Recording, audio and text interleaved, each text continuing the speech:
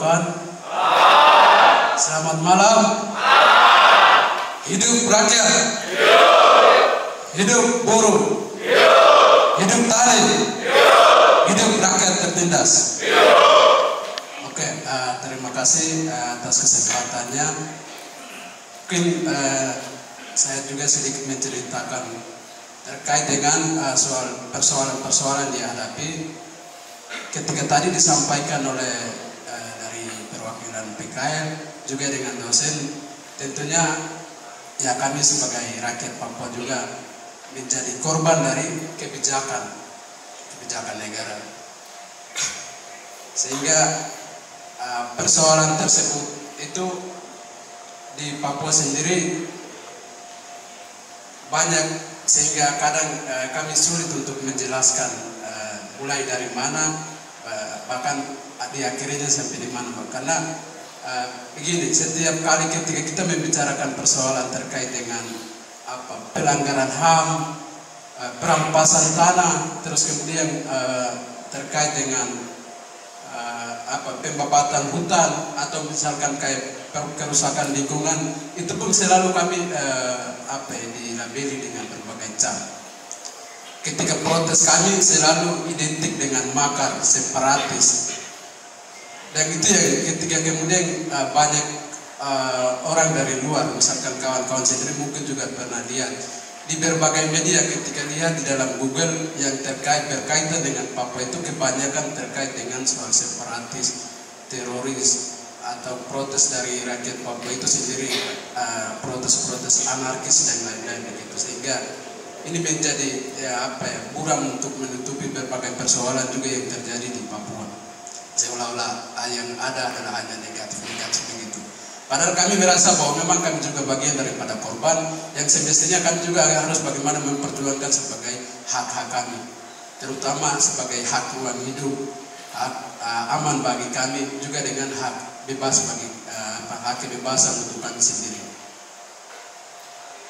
Terkait dengan persoalan tidak terlepas dari kebijakan negara tersebut, sampai saat ini saya sampai awalnya sampaikan bahwa persoalan di Papua sendiri itu memang rumitnya karena berawal dari sejarah yang rumit dan sejarah yang catat.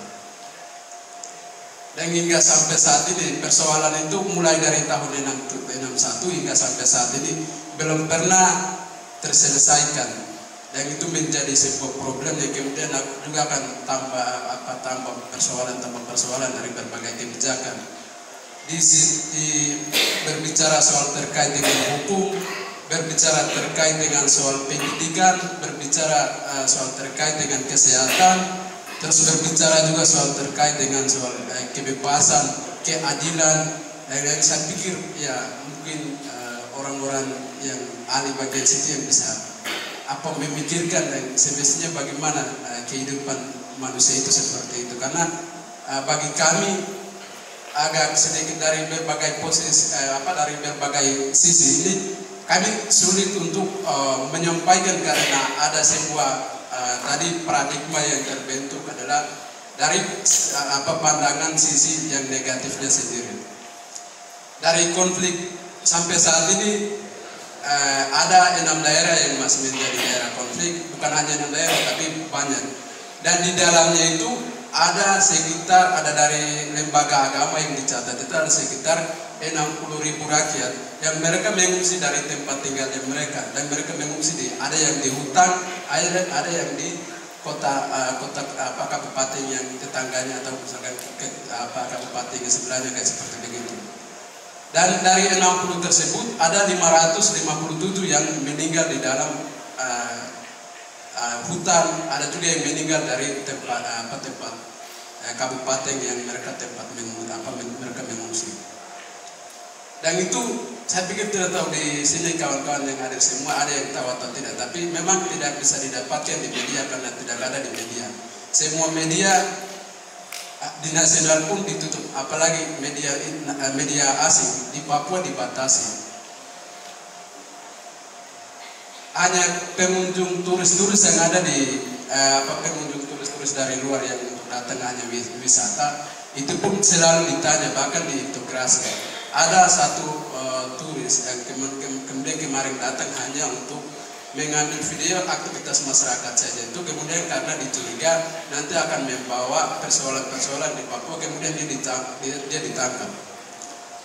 Dan dia sebenarnya itu orangnya dia fokus ke bagian soal bagaimana untuk memahami soal kebudayaan yang lebih dengan antropologi begitu, sehingga dia akan ingin mengamati dan mempelajari soal terkait dengan antropologi bagi rakyat Papua, orang Papua itu sendiri. Nah, itu yang pertama. Yang kemudian dari berbagai konflik yang terjadi tentunya juga banyak pelanggaran HAM. Dari tahun 67 sampai tahun 99 itu terjadi ada 44 pelanggaran HAM besar yang dicatat oleh LSAM. Dan ini ya mungkin angkanya kecil, tapi lumayan rakyat yang menjadi korban yang mati tanpa diproses hukum itu tak bisa dibayangkan. Dan sampai saat ini setelah terjadi reformasi ada 6 pelanggaran HAM besar yang dicatat oleh Komnas HAM, tetapi itu pun tidak pernah diproses hingga sampai saat ini.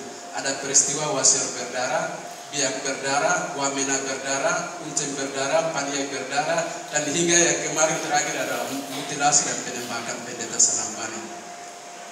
Dan itu yang kami mempertanyakan, keadilan dan mendapatkan menghormati hak asasi manusia itu seperti apa?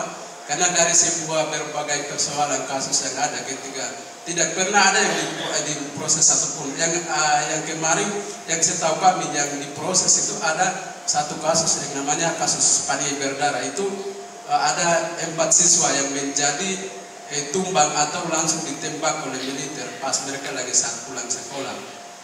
Dan itu disangka ada 4 orang, tapi salah satu yang menjadi tersangka adalah ada salah satu Kapolres. Tapi itu pun terakhirnya itu dibebaskan dengan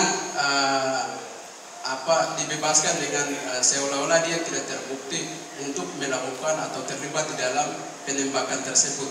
Jadi yang menjadi pertanyaan kami, kenyataannya ada 4 orang yang meninggal, tetapi memang tidak ada pelakunya. Itu seperti kayak bagaimana ceritanya, itu menjadi sebuah lelucon yang mungkin lah bagi kami, karena memang itu menjadi hal biasa. Kami pikir biasa-biasa saja begitu.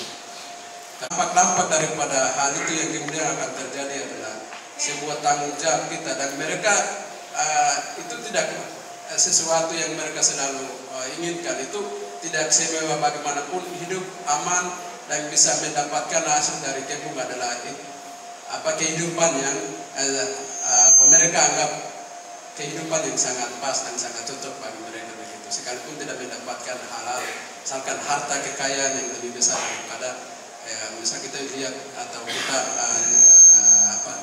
lihat di kota-kota besar itu. Terus kemudian juga soal terkait dengan pembangunan ataupun soal otonomi khusus. Mungkin Papua itu terkenal dengan Papua sudah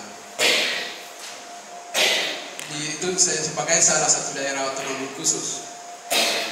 Pembangunan otonomi khusus sebagai rakyat biasa kami sampai saat ini memang masih belum merasakan. Bahkan ada berbagai lembaga yang kemudian masih menjadi pertanyaan adalah soal penggunaan ataupun ada undang-undang yang lebih spesifik ke pengakuan terkait dengan hak masyarakat itu tersebut. Otonomi khusus memang tidak terlepas lahir dari sejarah, karena rakyat Papua minta merdeka, otonomi khusus dikasih sebagai tawaran politiknya. Tapi ada di dalam otonomi khusus sendiri juga itu ada sebuah lembaga yang namanya itu KKR. Mungkin teman-teman dari kawan-kawan dari Aceh juga ada kayak kesamaan untuk kayak pembentukan tim KKR itu untuk menugaskan pembentukan sejarah yang dianggap janggal atau cacat. Tapi sampai saat ini itu belum didorong secara belum didorong dan belum dibentuk. Mungkin dibentuk tapi secara terbuka itu sampai saat ini belum kelihatan. Dan penggunaan untuk dari pembangunan daripada otonomi khusus sendiri itu masih belum dirasakan oleh masyarakat sendiri, sehingga kenapa ketika kemarin terjadi keberlanjutan otonomi khusus jilid 2 itu banyak rakyat yang memang benar-benar tolak. yang selalu datang untuk permintaan keberlanjutan itu tentunya mungkin ketika dari rakyat Papua, berarti itu berasal dari kelompok-kelompok elit yang menginginkan untuk mendapatkan kekuasaan lagi. Seperti pemekaran untuk rakyat Papua yang kemarin di penambahan 4 provinsi itu bukan berasal dari aspirasi rakyat Papua. Karena salah satunya adalah soal SDM. Bukan berarti saya tidak bermaksud untuk kami SDM-nya rendah, tidak. Tapi bagaimana fasilitas dan pendidikan yang ada di Papua itu tidak seperti yang kita dapatkan di kota-kota besar di sini. Ada dalam sistem pendidikan tersebut ada sebuah perubahan itu terjadi dari antara 2014 dan 2000. Sebelum 2012 ke bawahnya itu ketika di sini berlakukan kurikulum 16, kami di Papua itu masih pakai kurikulum K13. Jadi 16, 13. Jadi ketika di sini dulu dilanjutkan, tapi nanti kami ikut ke belakang begitu, sehingga tidak ada pemerataan untuk soal kebijakan baik di dalam pendidikan juga dengan kemudian kesehatan. Dan yang paling saya ingin sampaikan yang terakhir, persoalan yang terjadi di Papua tersebut juga adalah soal persoalan konflik bersenjata yang terjadi antara tentara dan PPP sendiri. Itu mengorbankan memang banyak rakyat sipil, dan tentunya ini menjadi sangat perhatian oleh pihak-pihak terkait, tapi itu pun semuanya dianggap hal sepele. Tapi kondisi-kondisi yang memang dialami oleh rakyat itu mereka memang sangat membutuhkan bahwa harus ada dorongan besar yang harus mestinya untuk diselesaikan begitu. Karena seperti yang tadi disampaikan juga bahwa memang sampai saat ini rakyat yang mengungsi itu masih berada di hutan, ada juga yang pindah daerah, dan ada juga yang mereka meninggalkan karena ketakutan, dan ada yang sampai saat ini yang kembali ke daerah masing-masing juga masih beraktivitas di dalam ketakutan karena di sana itu pos-pos militer sama jumlah militernya lebih banyak dibanding masyarakat yang ada di kampung kecil.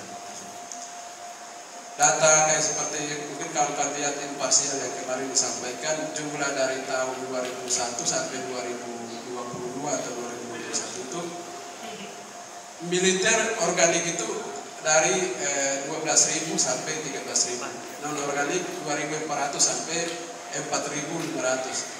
Itu hanya di sekitar jangka waktu tahun 2018 sampai 2001. Tapi sampai ke sini itu bukan berarti tidak ada pengiriman, tapi pengiriman secara terbuka maupun tertutup secara sembunyi itu terus berlanjut, sehingga sebuah ketakutan besar yang sedang dialami oleh rakyat Papua adalah tekanan militer, tidak ada pembungkaman ruang demokrasi.